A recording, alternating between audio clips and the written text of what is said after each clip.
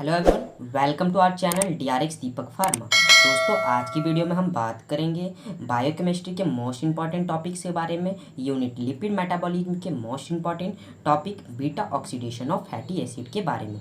जैसे कि दोस्तों मेरे चैनल पे अपलोड हो रही है बायोकेमिस्ट्री के लेक्चर्स, तो आप वहाँ पे जाके देख सकते हैं। आपको मेरे चैनल पे हैंड रिटेन नोट्स भी प्रोवाइड होंगे। अगर आपको हैंड रिटन नोट्स चाहिए तो मैं टेलीग्राम चैनल पे अपलोड करता हूँ लेक्चर वीडियो। जैसे जैसे मैं लेक्चर वीडियो अपलोड करता हूँ वैसे वैसे हमारे टेलीग्राम चैनल पे नोट्स भी अपलोड होते हैं, तो आप वहाँ पे जाकर चेक कर सकते हैं। तो चलिए दोस्तों, देखते हैं beta oxidation of fatty acid होता क्या है। तो beta oxidation of fatty acid, इसे हम पाल्मिटिक एसिड भी कहते हैं।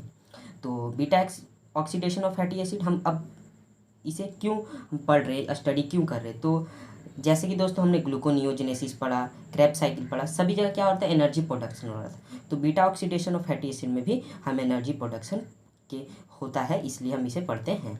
तो पाल्मिटिक एसिड होता है। पाल्मिटिक एसिड क्या होता है, 16 कार्बन होता है। तो चलिए दोस्तों, आप समझते हैं बीटा ऑक्सीडेशन है क्या। तो beta oxidation may be defined as the oxidation of fatty acid on the beta carbon atom is called beta oxidation of fatty acid या पाल्मिटिक एसिड। तो beta oxidation of fatty acid क्या होता है, जो oxidation होता है कहाँ पे होता है, बीटा कार्बन एटम पे, उसी को हम beta oxidation of fatty acid कहते हैं। The fatty acid in the body are mostly oxidized by beta position. जो जो हमारा फैटी एसिड है हमारे बॉडी में मोस्टली ऑक्सीडाइज कैसे होता है, बीटा से, मतलब बीटा ऑक्सीडेशन से। तो अब हम आगे बात करते हैं दोस्तों। Oxidation of fatty acid occur with the removal of 2 carbon fragment unit in the form of acetyl CoA and product. जैसे कि दोस्तों हम अभी पाथवे पढ़ेंगे तो उसमें देखेंगे कि जब ऑक्सीडेशन ऑफ फैटी एसिड होता है, ऑकर होता है, तो वहाँ रिमूवल होता है 2 कार्बन फ्रैगमेंट का, जिसमें हम एसिटाइल कोए मुझे एंड प्रोडक्ट मिलता है।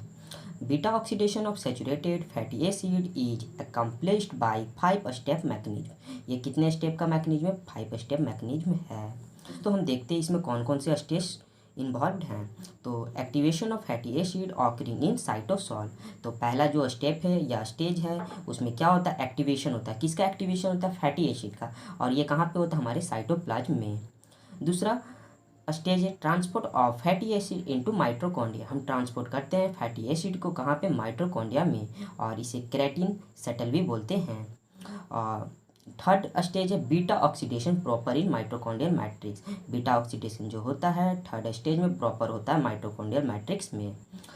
It occur in many tissue include liver, kidney and heart. ये कहाँ पे होता है, हमारा बहुत सारे टिश्यू में होते हैं, जैसे liver, kidney and heart. Fatty acid oxidation does not occur in the brain. ये ब्रेन में ऑकर नहीं होता है। अब दोस्तों हम इसके सिग्निफिकेंस के बारे में जानेंगे। तो fatty acid which are the major source of energy. Fatty acid जो है वो हमारा मेजर सोर्स ऑफ एनर्जी होता है इन द ह्यूमन बॉडी, हमारे ह्यूमन बॉडी में, और oxidize mainly by beta oxidation. ये मेनली ऑक्सीडाइज किससे होता है, बीटा ऑक्सीडेशन से। तो दोस्तों अब हम समझेंगे इसके पाथवे के बारे में। तो पाथवे में आपको मैं ट्रिक्स भी बताऊंगा, एंजाइम्स के क्या ट्रिक्स हैं और प्रोडक्ट्स के क्या ट्रिक्स हैं। तो पहले हम समझ लेते हैं पाथवे साइकिल को, फिर उसके बाद मैं आपको ट्रिक्स बताऊंगा और प्रोडक्ट के ट्रिक्स बताऊंगा कि कैसे यूज करने हैं पाथवे में। तो आप इसमें देख सकते हो, सबसे पहले हमें फैटी एसिड बनाना है। फैटी एसिड है तो फैटी एसिड जो हमारा कन्वर्ट होता है वहाँ पे कौन सा एंजाइम यूज होता है, थायोकाइनेस। तो ये कन्वर्ट किस में होता है, एसाइल कोए। तो यहाँ पे देख सकते हो दोस्तों स्ट्रक्चर में कुछ चेंज नहीं है। यहाँ पे RCH2 C double bond O negative. तो यहाँ पे हमने क्या कौन सा एंजाइम यूज किया, थायोकाइनेस। तो थायोकाइनेस एंजाइम यूज किया, तो यहाँ पे हमारा अगला स्टेप में ये कन्वर्ट किस में हो जाता है, एसाइल को ए। तो एसाइल को ए में होता है, तो यहाँ पर देख सकते हो स्ट्रक्चर में क्या अपना RCH2 C double bond OSCOA। तो यहाँ पे एसाइल को ए बन गया। तो एसाइल को ए के बाद अब एसाइल को ए कहाँ पे जाएगा, केराटिन ट्रांसपोर्ट सिस्टम में।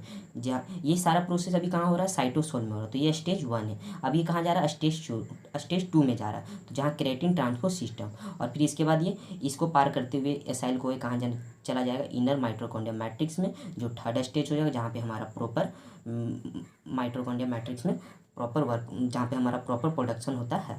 तो आप यहाँ पे देख सकते हो केराटिन ट्रांसपोर्ट सिस्टम में एसाइल कोए आया। फिर यहाँ पे एसाइल कोए जो हमारा था, तो एसाइल कोए में आप देख सकते हो स्ट्रक्चर सेम है एसाइल कोए का, यहाँ भी और यहाँ भी। तो अब मैं आपको समझाने की कोशिश करता हूँ कि यहाँ पे आप देख सकते हो एसाइल कोए में यहाँ पे बीटा पोजीशन ये है, अल्फा पोजीशन ये है। तो हमें क्या, कहाँ पे हमारा ऑक्सीडेशन हो रहा है, बीटा पोजीशन पे। जब मैंने डिफिनेशन भी बताया तो वहाँ पे भी बताया, तो हम बीटा पोजीशन को डिस्टर्ब करेंगे। तो यहाँ पे क्या हुआ, ये कन्वर्ट किस में होता है, ट्रांस इनो को ए में। तो यहाँ पे कौन सा एंजाइम होता है, एसाइल कोए डिहाइड्रोजनेशन। यहाँ पे क्या हो रहा है, डिहाइड्रोजनेशन हो रहा है। तो थर्ड स्टेज की बात करते तो दोस्तों यहाँ पे चार रिएक्शन फॉर्म होते हैं, जिसमें ऑक्सीडेशन होता है, हाइड्रेशन होता है, ऑक्सीडेशन होता है, क्लीवेज होता है। तो यहाँ पे डिहाइड्रोजनेस हो रहा है, तो यहाँ पे ऑक्सीडेशन ऑकर हो रहा है। तो आप यहाँ पे देख सकते हो, यहाँ पे क्या हुआ, यहाँ बाउंड में क्या हुआ, RCH2 CH double bond CH single bond C double bond A और SCOA। तो यहाँ पे क्या हुआ, यहाँ पे हमारा डबल बॉन्ड हो गया, सिंगल बॉन्ड था यहाँ दोस्तों, तो यहाँ डबल बॉन्ड फॉर्म हो गया। यहाँ पे क्या होता है, FAD से FADH2 होता है। तो आपको पता होगा FADH2 जो हमारा 2 ATP फॉर्म करता है। इसके बाद यहाँ पे हमारा जो ट्रांस इनो को ए है वो कन्वर्ट होगा हमारा बी हाइड्रोक्सी एसाइल को ए में, मतलब बीटा हाइड्रोक्सी एसाइल को ए में।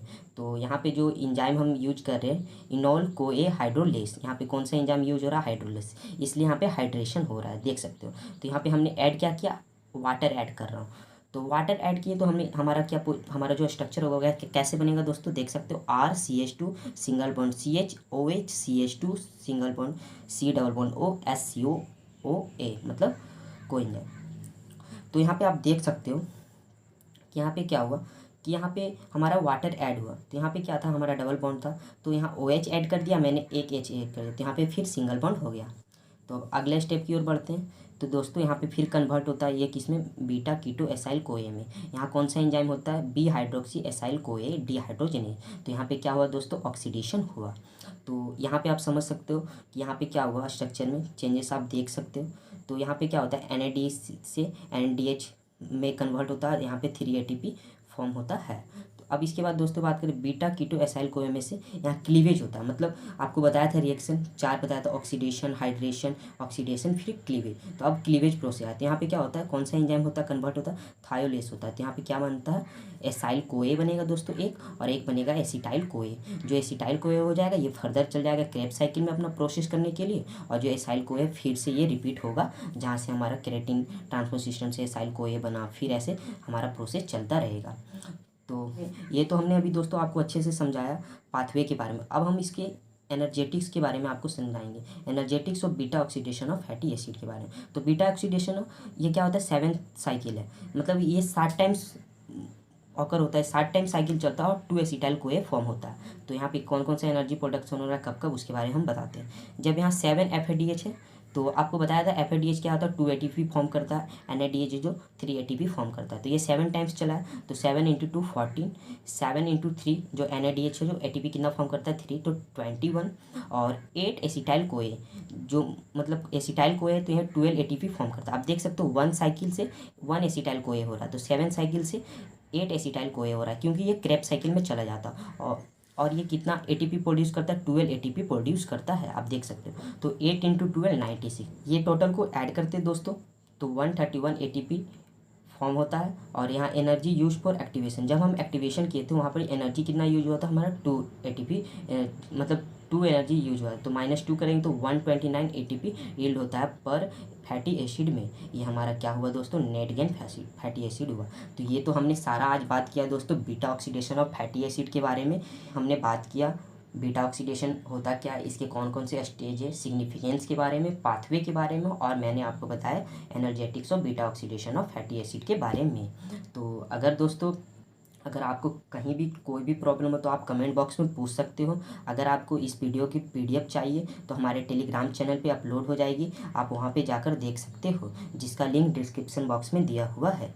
आई होप यह वीडियो आप सभी के लिए अच्छी होगी, तो please like share and subscribe and also share with friend. Thanks for watching my video.